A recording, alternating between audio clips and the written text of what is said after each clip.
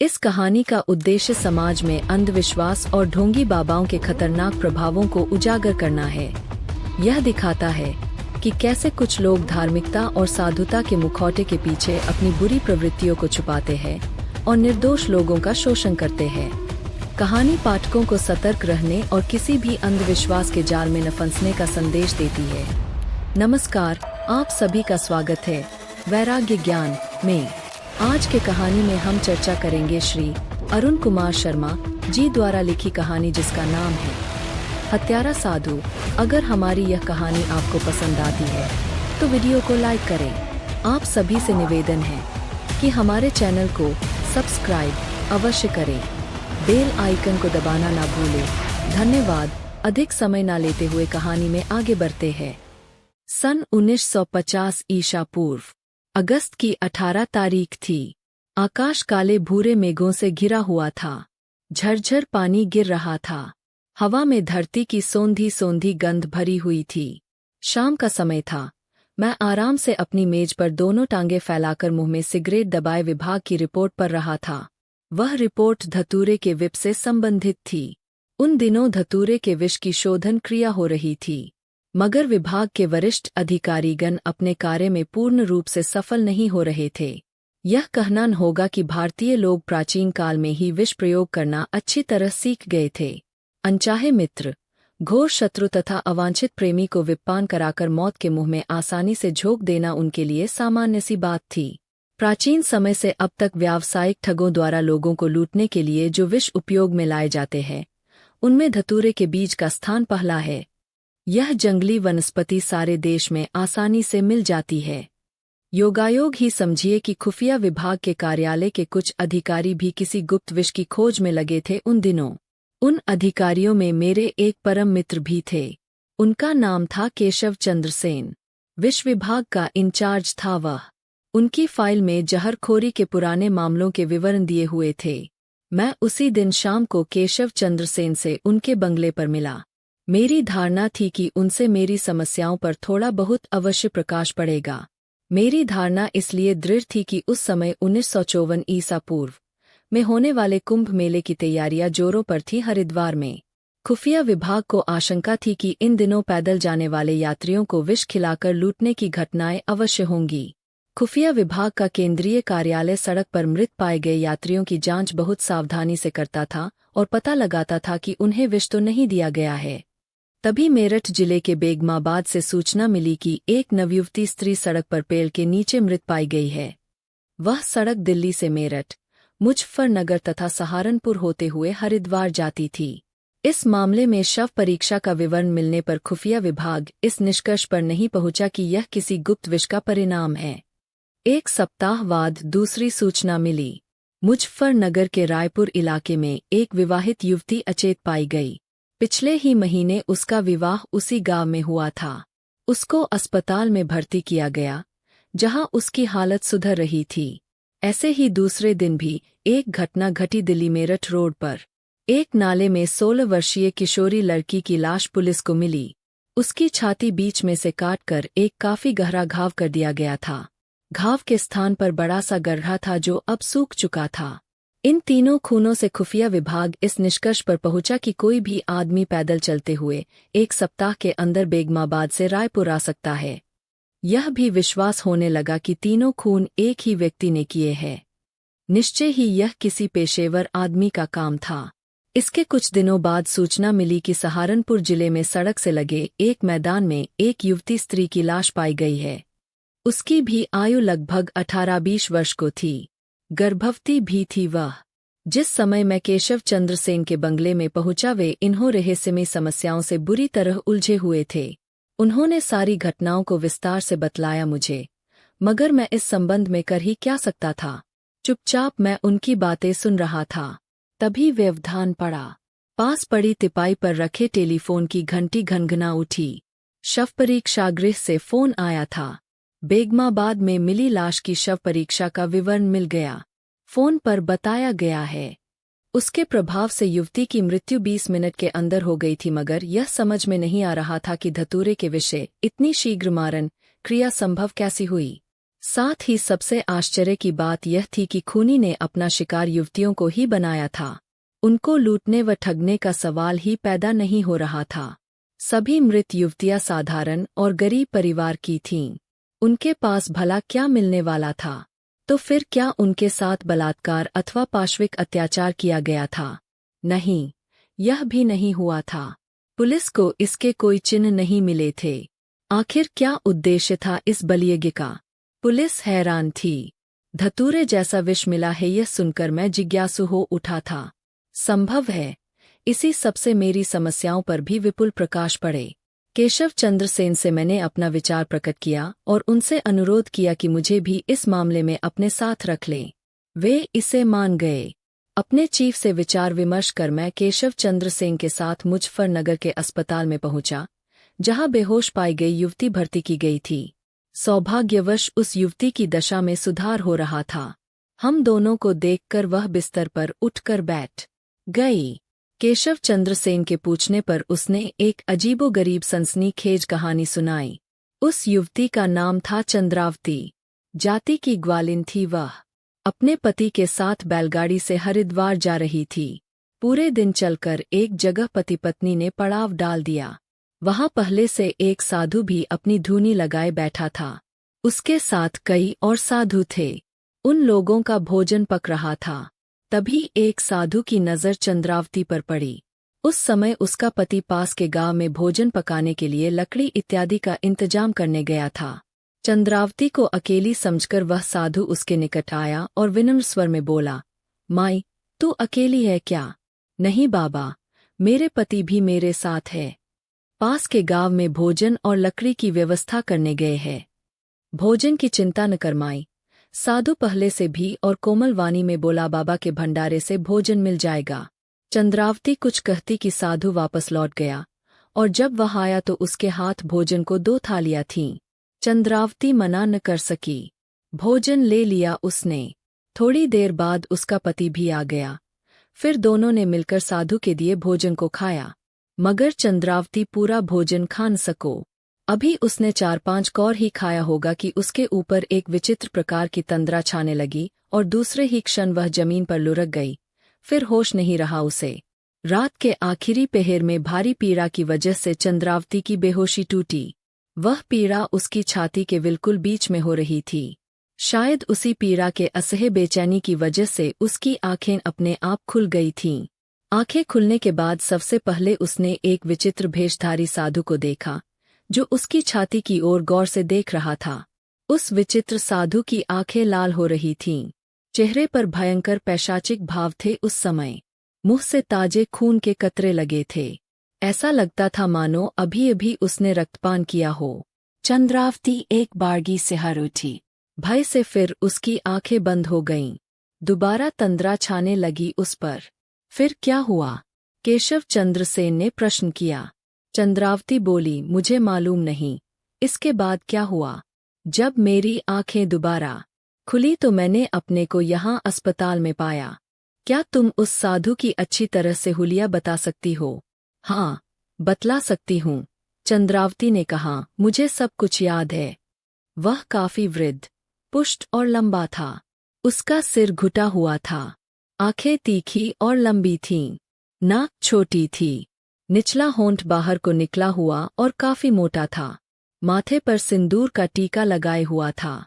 बाएं गाल पर रुपए के बराबर जलने का निशान भी था। यह विवरण सचमुच काफी महत्व का था, क्योंकि वेशभूषा से सभी साधु इतने मिलते जुलते हैं कि पहचानना कठिन हो जाता है। केशव चंद्र सेन और खुफिया विभाग के उच्च पदस्थ कर्मचारियों ने इस मामले पर गंभीरतापूर्वक विचार किया। उन लोगों की नज़र में यह निश्चित था कि वह रक्तपिशाच साधु अब हरिद्वार पहुंच गया होगा, किंतु उसको लाखों के जनसमूह से खोज निकालना बड़े धैर्य और परिश्रम का काम था। खचाखच भरे मेले में उसे पकड़ना आसान न था। हाँ, घाट पर स्नान करते हुए वह जरूर हाथ आ सकता था। D0I0G0 को साथ लेकर केशव चंद्र सेन और हम हरिद्वार पहुँचे। मेले में चारों तरफ खुफिया पुलिस के सिपाही छा गए। पहला दिन और पहली रात खत्म हो गई। शिकार हाथ न लगा। दूसरे दिन का सवेरा हुआ। पुलिस की मुस्तैदी और बढ़ गई। मगर तभी केशव चंद्र सेन मेरी ओर आते दिखलाई पड़े। उनका मुंह उतरा हुआ था। मेरे पास आते ही उन्होंने कहा, लो यह देखो, और फिर हाथ में लिए उस दिन का अखबार मेरी ओर बढ़ा दिया। अरे यह क्या? चकित रह गया मैं। समाचार पृष्ठ के प्रथम पृष्ठ के कोने पर छपा हुआ था, काशी के बंगाली टोला मोहल्ले में एक बंगालिन नवयुवती बीच गली में मृत पाई गई है। उसकी छाती के बीच में ताजे घाव के निशान थे। लाश को पोस्टमार्टम के लिए भेज दिया गया है। अब हरिद्वार में समय नष्ट करना व्यर्थ था। हम उसी दिन शाम को बनारस के लिए रवाना हो गए। वहां पहुंचकर सीधे हम दोनों डॉक्टरों से मिले। उसने केशव चंद्र सेन को बतलाया कि मृत युवती के शरीर में धतूरे जैसा विष भी पाया गया है। दूसरी बात आश्चर्य की यह है कि मृत युवती के शरीर में एक बूंद भी खून नहीं मिला। ऐसा लगता है कि किसी ने एक बारगी उसके खून को खींच लिया है। मुझे निश्चित रूप से यह विश्वास हो गया कि वह साधु काशी में ही है। सतर्कतापूर्वक खोजने से अवश्य पकड़ में आ जाएगा। मेरी इस धारणा से केशव चंद्र सेन भी सहमत थे, मगर किसी कारणवश वे मेरे साथ काशी में रहने को तैयार न थे। मेरे ऊपर सब कुछ छोड़कर दूसरे दिन वे दिल्ली वापस लौट गए। 2 महीने धीरे धीरे गुजर गए, कुछ पता न चला। इस बीच मैंने बनारस की तमाम गलियों की खाक छान मारी, सारे मठ खोज डाले। जहां जहां साधुओं के बाड़े थे वहां वहां गया, मगर सब व्यर्थ। अब मैं हताश और निराश हो चला था, मगर खोज जारी रखी थी मैंने। एक दिन शाम को मैं टहलता हुआ दशाश्वमेध घाट की ओर निकल गया। काफी भीड़ थी वहां। 2-3 स्थानों पर साधु सन्यासियों के भजन कीर्तन हो रहे थे। मैंने स्वभावतः साधुओं की मंडली पर सरसरी नजर डाली।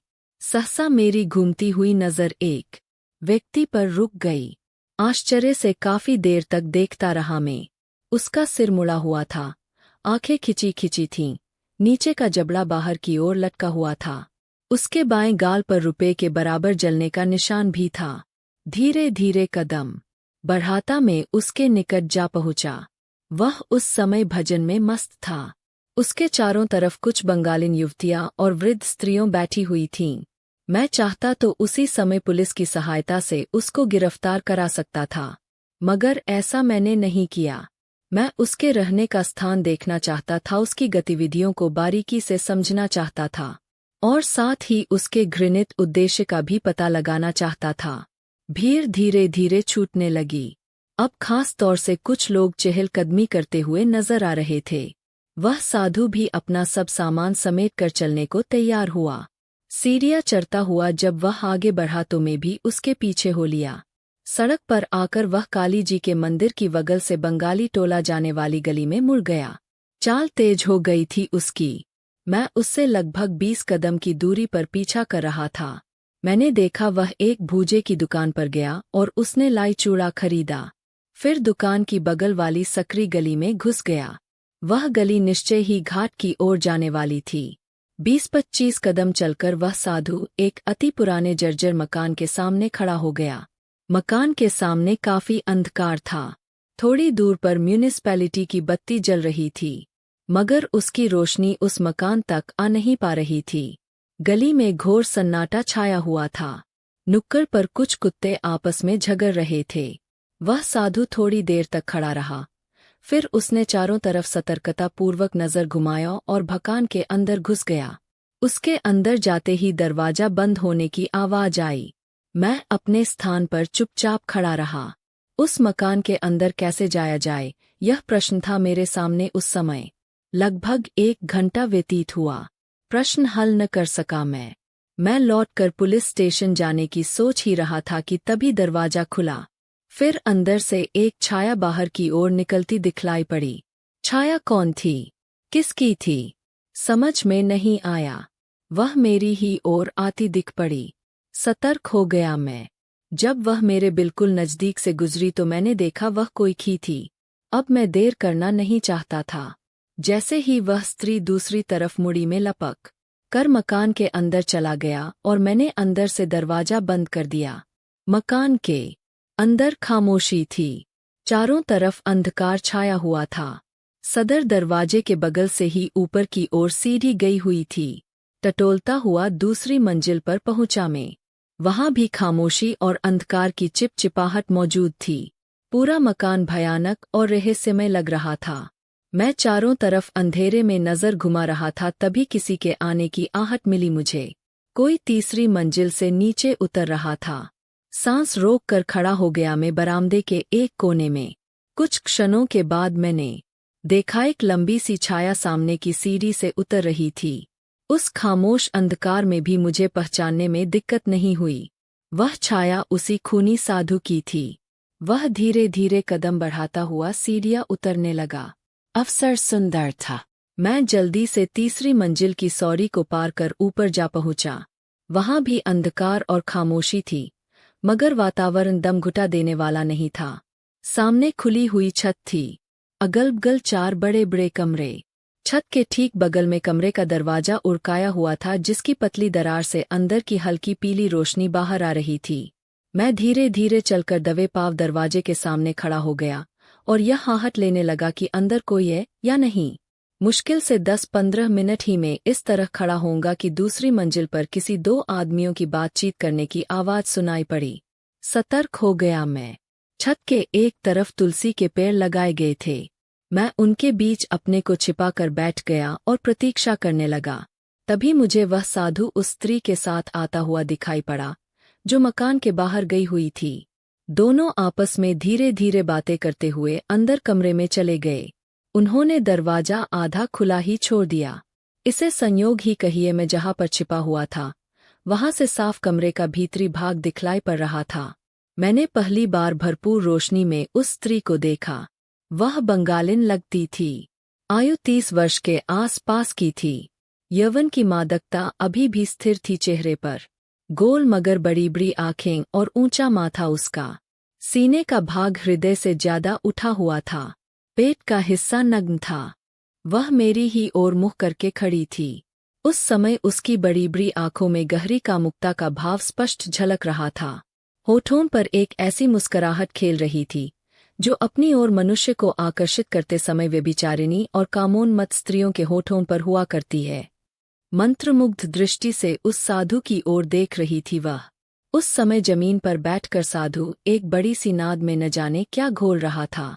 उसकी पीठ मेरी ओर थी। थोड़ी देर बाद मुझे साधु की आवाज सुनाई पड़ी। वह कह रहा था, पार्वती, प्रसाद तैयार हो गया, लो माँ को अर्पित करो। इतना कहकर उसने पास खड़ी स्त्री के हाथ में प्रसाद से भरा कटोरा थमा दिया। पार्वती ने बड़े यत्न से प्रसाद को लिया और कमरे के दूसरी ओर चली गई। यह देखने के लिए पार्वती क्या कर रही है। अपने स्थान से उठा और दरवाजे की बगल में बनी ऊंची खिड़की के पास जाकर खड़ा हो गया। हे भगवान! वहां तो अघोर पंथियों जैसा वातावरण था। कमरे की दीवार से लगी काली की पाषाण प्रतिमा खड़ी थी। उस भयंकर प्रतिमा के सामने कई नरकपाल पात्र रखे हुए थे, जिसमें शायद मद्य भरा हुआ था। पास ही मनुष्य की हड्डियां और यकृ का कटा हुआ सिर रखा हुआ था एक थाली में। सब कुछ देखकर मेरे मन और आत्मा पर एक विचित्र प्रकार का भय और आतंक छा रहा था। चतुर्भुजा काली प्रतिमा के सामने पार्वती पूर्ण नग्न बैठी हुई थी। उसके सामने कटोरे में वह अज्ञात प्रसाद रखा था। पार्वती की आंखें बंद थीं। शायद वह काली का ध्यान कर रही थी। तभी धीरे धीरे चलकर साधु पास आया और पार्वती के नग्न पीठ पर अपना हाथ फेरता हुआ शराबी जैसी उन्मत्त वाणी में कहने लगा, पार्वती, महाप्रसाद को ग्रहण करो अब। असीम शक्ति है महाप्रसाद में। तुम्हारी समस्त कामनाएं पूर्ण होंगी। दोनों हाथों से पात्र थामे, पूर्ण आशा और विश्वास से पार्वती ने साधु की ओर देखा और मुस्करा पड़ी। कुछ क्षण ठहर कर उसने महाप्रसाद को अपने होठों से लगा लिया।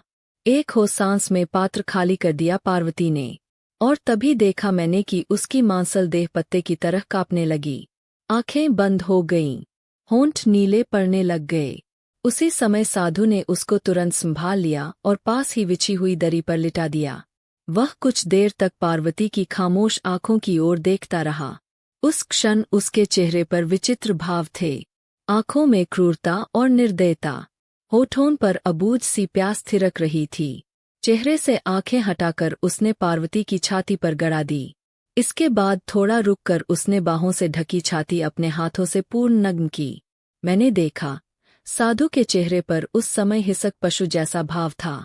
उसने काली के पास पड़े छुरे को उठा लिया। दूसरे ही क्षण उसने उससे पार्वती के नग्न छाती के बिल्कुल बीचों बीच एक ही चोट में गहरा जख्म कर दिया और अपना मुंह वहां लगा दिया। बड़ी तन्मयता से पार्वती का गर्म रक्त पी रहा था। मैं चुपचाप सब कुछ देख रहा था। भय और रोमांच से बुरा हाल था मेरा। हे भगवान, क्या देख रहा था मैं? निश्चय ही वह साधु अघोरी तांत्रिक था। इसी प्रकार औरतों का खून पी पीकर अवश्य ही किसी निकृष्ट तांत्रिक साधना की सिद्धि के चक्कर में था वह। धीरे धीरे पार्वती की पुष्ट और यौवन से भरी देह स्याह हो गई। मर चुकी थी वह। मृत्यु का ऐसा भयंकर और रोमांचकारी रूप मुझे देखने के लिए मिलेगा, ऐसा सोचा तक न था मैंने। तुरंत मुझे अपने कर्तव्य का ध्यान आया और मैं खिड़की से हट गया। उस खामोश अंधकार में टटोलता गिरता पड़ता मैं सदर दरवाजे के पास पहुंचा और किसी तरह अपने को संभालता हुआ पुलिस के सदर मुकाम पर जा पहुंचा। उस समय रात के 2 बजने वाले थे। चीफ इंस्पेक्टर को संक्षिप्त में पूरी कथा सुनाकर मैंने थाना से केशव चंद्र सिंह को ट्रंक कॉल किया। वह दूसरे ही दिन दोपहर को बनारस आ पहुंचा। उसी दिन सांझ को साधु के मकान की पुलिस ने तलाशी ली और साधु को पार्वती के लाश सहित गिरफ्तार कर लिया। तलाशी के समय लाश एक बोरे में लिपटी हुई मिली थी। साधु को कोतवाली में लाया गया। 2 दिन और 2 रात पुलिस के अधिकारी उससे पूछताछ करते रहे, मगर उसने कुछ नहीं बतलाया। वह बराबर चुप रहा। उसे बहुत मारा गया पर असर कुछ न हुआ। मारपीट कर पुलिस हैरान हो गई। अंत में अदालत में मुकदमा चला और उसे आजीवन कैद की सजा हुई। मगर मुझे इन सब सफलताओं से कोई विशेष खुशी न हुई। पुलिस ने एक रहस्यमय खूनी का पता लगा तो लिया, मगर धतूरे के उस रहस्यमय विष के संबंध में कुछ भी विवरण प्राप्त न कर सकी। तलाशी के दौरान मिट्टी के बर्तन में धतूरे का वह रहस्यमय विष अवश्य मिला था, जिसका थोड़ा सा अंश मैंने जांच के लिए पुलिस से ले लिया था, परंतु काफी अन्वेषण करने पर भी वह मालूम न हो सका कि धतूरे के विष को किस प्रकार और किन-किन प्रयोगों और किन-किन मिश्रणों द्वारा महाविष के रूप में परिवर्तित कर दिया गया था, जिसके स्पर्श मात्र से मौत का मुंह तुरंत खुल जाता था। यह कहना होगा कि वह साधु अघोरी मत का साधक था। उस मत में ऐसी बहुत सी सिद्धियों के वर्णन मिलते हैं, जिनमें औरतों के रक्तपान द्वारा एक विशेष प्रकार का सिद्धिलाभ करता है। मैं विष के संबंध में जानकारी प्राप्त करने के लिए कई बार जेल में उस साधु से मिला, मगर लाभ कुछ नहीं हुआ। कुछ भी बतलाने के लिए साफ इनकार कर दिया उसने। अंत में सिर्फ इतना ही कहा, ये सब तांत्रिक विषविधाएं हैं, सभी को इस विषय में नहीं बतलाया जा सकता। निश्चय ही वह साधु एक महान तांत्रिक और साधक था। इसे मैं पूर्ण रूप से स्वीकार करता हूँ। कानून की दृष्टि में वह भले ही अपराधी था, मगर साधना की दृष्टि में निस्संदेह वह एक महान और उच्च साधक था। मैं कभी कभी जेल में साधु से मिलने के लिए चला जाया करता हूँ, इसलिए कि शायद वह कभी मेरी विपुल जिज्ञासाओं को शांत करे, मगर मैं अभी तक सफल नहीं हो सका हूँ। तो दोस्तों, इस रहस्यमय यात्रा हत्यारा साधु का अंत यही होता है। हमने जाना तंत्र, साधना और अज्ञात शक्तियों की गहराइयों में। अगर आपको यह कहानी प्रेरणादायक और रोचक लगी तो इस वीडियो को लाइक करना ना भूलें, और हाँ, हमारे चैनल वैराग्य ज्ञान को सब्सक्राइब करें ताकि आप ऐसी और भी अद्भुत कहानियों से जुड़े रहें। इस कहानी को अपने दोस्तों के साथ शेयर करें ताकि वे भी इस अद्भुत यात्रा का हिस्सा बन सके। आपका धन्यवाद कि आपने हमारे साथ इस यात्रा में कदम रखा। अगले वीडियो में फिर मिलेंगे, तब तक के लिए नमस्ते।